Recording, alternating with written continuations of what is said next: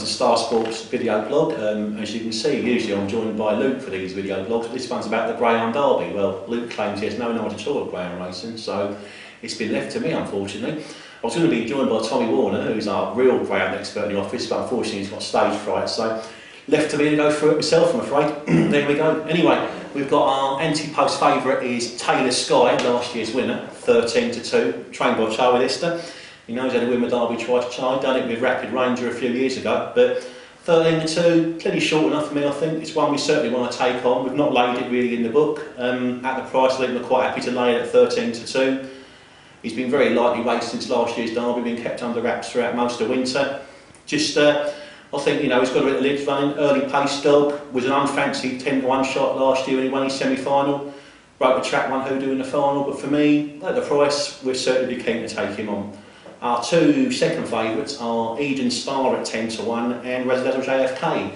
Eden Star's been a real sensation so far in the juvenile ranks. Looks a really exciting, promising pup. Won a superb juvenile race at Wimbledon, which is an invitation race for the sort of best 6 dogs from the previous year. Won that in really, really good style.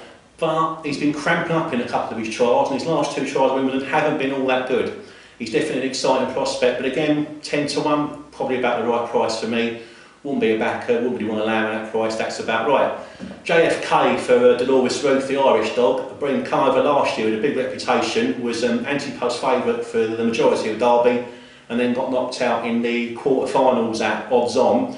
It's been kept fairly lightly raced again since, did run the Irish version at Shelbourne Park, but November 8 dog, but hasn't got a lot of miles on the clock for a dog of that age. So they're the first 3 in the betting really. The dogs we've actually laid, Bubbly Phoenix has been very interesting. We've laid 33-1 that early on to a few people. Was a big price purchase from the Bubbly Club, Steve Fleury and the boys who enjoy their sport and certainly like to try and win the odd big prizes. This dog won a A5 race in Ireland at Shelbourne Park. I think the whole world knew about it because the bookmakers didn't put any price up on the board whatsoever.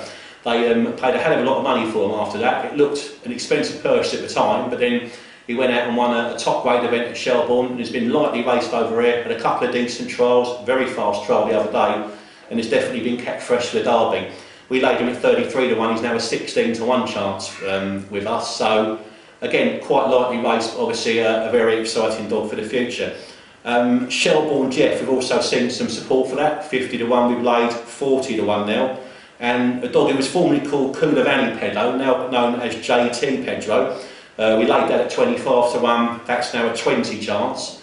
And an interesting dog at Matt Dartnell's called Ballymac Cryan, who I don't know too much about. He's had a couple of runs, not been around Wimbledon, but the right sort of connections there, back in the dog 50s into 40s. A few of the bigger price ones are quite interesting. I know Tom is quite interested in Silverview Perky, who won the Oaks. Not often you see a bitch run that well in the Derby, they haven't got the greatest record, but again, she's a proper dog, competition dog, knows her way around Wimbledon. You say won the Oaks here, tough thing to win. Again, trained by Charlie Lister, who trains the favourite. 33-1 is a very, very big price for that, I must admit. You just see a sort of dog who keep qualifying and going quite a long way. Said to Tommy outside as well, we both fancy a big price one. We're trying to sort something out around the 50-1 mark. And believe it or not, we both come out with exactly the same dog in Droopy's Lorenzo. Often tend to like wide runners around Wimbledon. Often you always find the wide runner can sort of qualify around there, right when they get the going right. He was a 50-1 chance, now 40s. Got a really flash run round there. He has been marked awkward though before, so a little bit of a naughty boy having a look around. So you know, it's one you take a little bit of a chance with. But at 50-1, I'll certainly give him the benefit of the doubt and give him a squeak. Yep. Of the others, Coulavani Burt are quite happy today. We're 25-1 him. He won the Henlow Puppy Derby. Again, looks a real decent dog when he won that. And suddenly the owner thought that Kelly Findlay wasn't good enough to train it, so he'd train it himself. At 25-1, we think he's definitely one to lay at the price. Got well and truly put in his place by Eden Star on juvenile night. JT Apache, who actually beat Coulavani Burt in a decent race over at Hove, in a really, really flashy run as well, and did a really good trial time, 28-51. I think they've had a 40-1 chance, he's a fair price.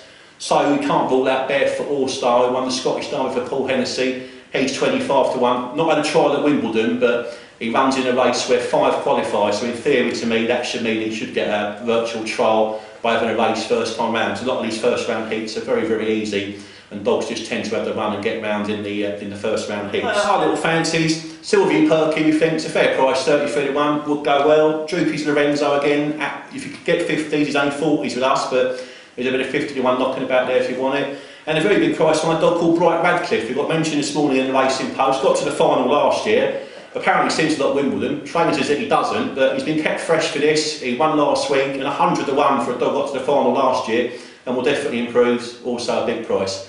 Anyway, all the rounds, we'll be betting for all the heats. It starts on Friday night, up to the final in about 4 or 5 weeks' time. Should be great fun for the competition. Hope we see you there.